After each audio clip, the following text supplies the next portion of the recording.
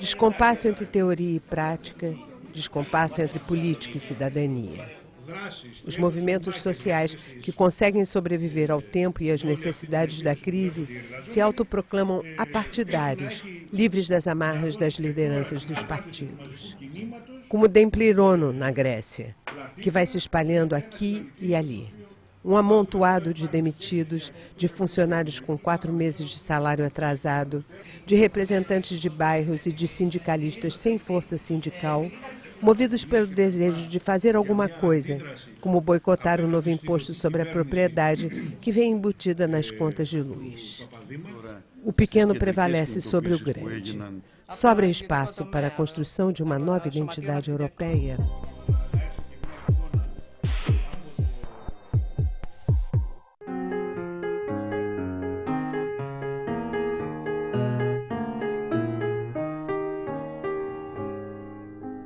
L'Europe, c'est un vaste sujet quand même. Hein. On nous a imposé d'être une seule et même communauté qui ne parle pas la même langue, qui n'a pas les mêmes traditions et qui a une économie qui est quand même vachement vieille et qui est basée sur notre pays, sur une souveraineté en fait finalement. Donc en fait l'Europe est un... Enfin moi je suis pro-Europe, mais le problème c'est qu'actuellement ça ne fonctionne pas quoi. We are more cousins with the Turks us, or with the southern Italians, Calabria and Sicily and Turkey and Syria. I see. So the Greeks, they have a xenomania to become a little bit Westerns too. But we like coffee like the Turks, we like food like the Turks, we play the same instruments. Le sentiment d'appartenir à l'Europe est quand même un sentiment qui est très fort, parce qu'on se sent tellement petit dans le monde d'aujourd'hui. L'Europe reste un petit îlot et je crois qu'on se sent quand même, enfin moi je me sens quand même solidaire des Européens. Parce que même si l'Europe se déchirait sur le plan économique, bon, pour des raisons que j'ai du mal à comprendre, de toute façon on ne comprend pas grand-chose dans le monde d'aujourd'hui, ben même si l'Europe se déchire, il y a quand même le sentiment de l'Union européenne qui est là, quand même important. L'Europe est à la source de deux valeurs fondamentales qui sont maintenant universelles, qui sont les valeurs de la liberté et de l'égalité. Liberté qui est née en Europe, l'égalité qui est née en Europe. En réalité, toutes les deux valeurs sont nées en Méditerranée, dans le dialogue entre le monde grec et le monde juif, qui tous les deux ne sont pas exactement européens. Mais c'est l'Europe qui a pris ces valeurs, qui en a fait une dualité d'une société démocratique, qui est une idée européenne, et d'une économie de marché qui est une idée européenne. C'est ce dialogue-là, entre marché et démocratie, entre liberté et égalité, qui est le propre de la société. Justement, il faut maintenant se rendre compte que la liberté et l'égalité ne sont pas compatibles s'il n'y a pas de la fraternité. Et c'est ça, je crois, le grand défi de l'Europe pour les siècles à venir.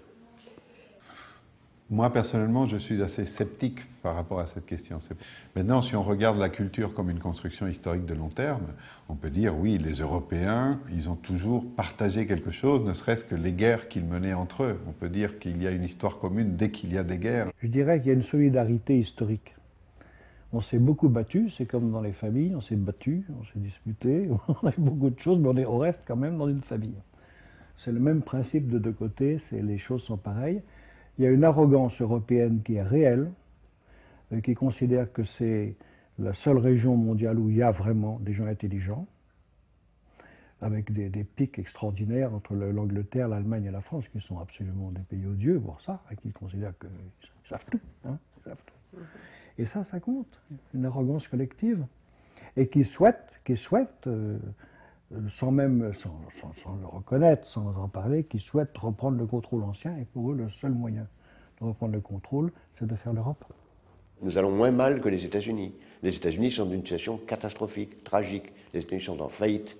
Ils ne tiennent debout que parce qu'ils sont la première puissance militaire, et encore financés par nous, puisqu'ils sont, à partir du mois de septembre, les soldats américains sont financés par l'emprunt, et parce qu'ils ont la monnaie de réserve. Mais en dehors de ça, les États-Unis sont en faillite, pas nous. Les chiffres sont frappants. Les États-Unis ont un déficit de balance des paiements, l'Europe a un excédent de balance des paiements. Nous avons un chômage de 9%, les États-Unis ont un chômage de 17%.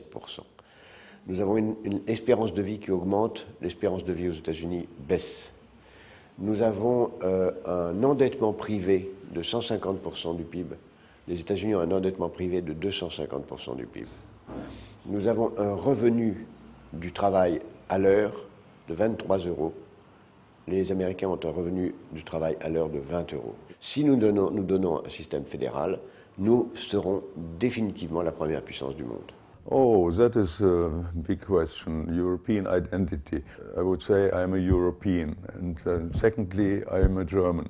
I have so many friends in other countries who don't speak German, and the common language in Europe is English, a very bad English, and for the British, it must be they suffer sometimes because everybody speaks their language. Therefore, for them it's very simple to move in Europe, but everybody speaks it in a way that is pidgin and not really English. But the identity is there, and for many people you have hostility against Europe as well as new forms of identity and struggles of identity. That is a new nationalism, which is very virulent in many European countries, and it's a phenomenon that is arising. Yeah, and not only in the big European countries, but also in the small ones, like Hungary or Slovakia or the Baltic states, and that is a rather dangerous development. So identity is always a problem because you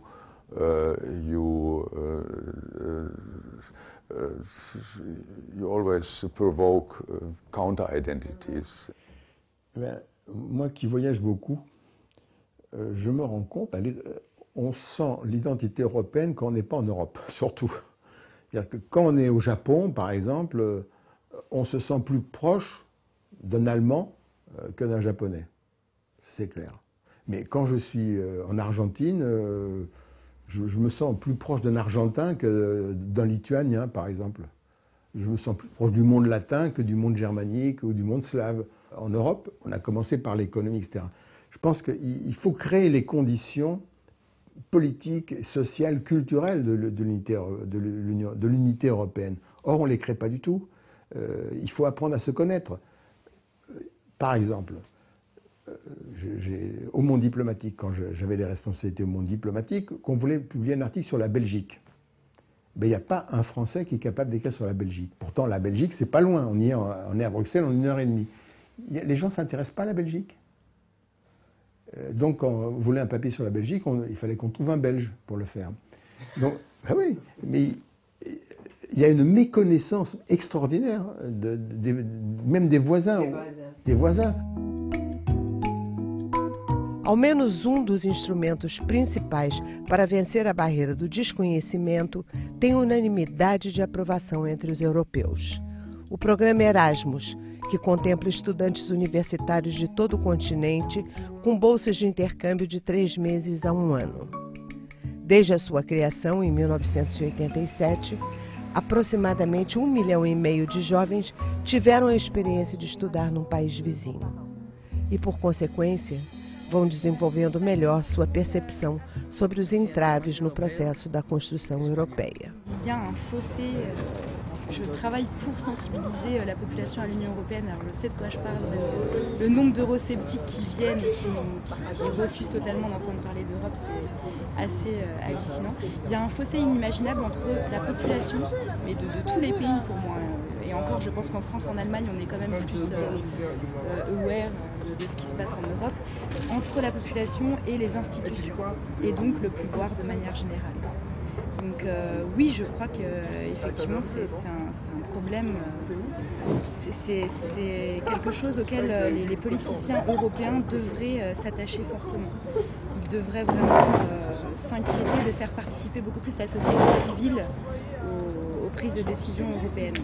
Ça existe, hein. Il y a des choses qui sont faites, il y a des forums pour demander l'avis de la société civile qui sont mis en place, mais on communique très peu dessus, les gens ne savent pas qu'ils peuvent participer à de tels forums, donc très peu de personnes prennent part à la vie politique européenne alors qu'ils pourraient et ils devraient.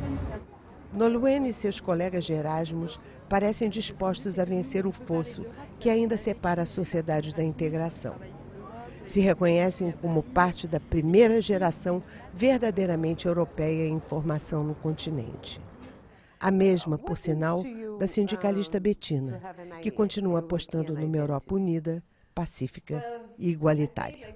I'm a really European child. Like I was born in Romania. Oh yes. And that's why my father, he's German, so we moved to Germany very early when I was a very small child, and I studied in the Netherlands. So I've been through a few countries before I came to Berlin.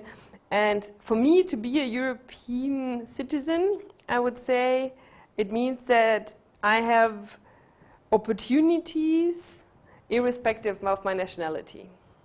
So being German actually means being European. I can go theoretically to every country and work at every country. And I really like this idea, that from a legal, political, and also technical perspective, I am free to move. And I like this. This is a step ahead. Yeah. And what I can tell you, even in these hard times right now, where we're talking about the crisis and the problem, the monetary, I don't know, insufficiencies of some countries, I would bet my left arm that there was not going to be any country leaving the European Union or leaving the Euro. This is not an option in Europe, I'm sure.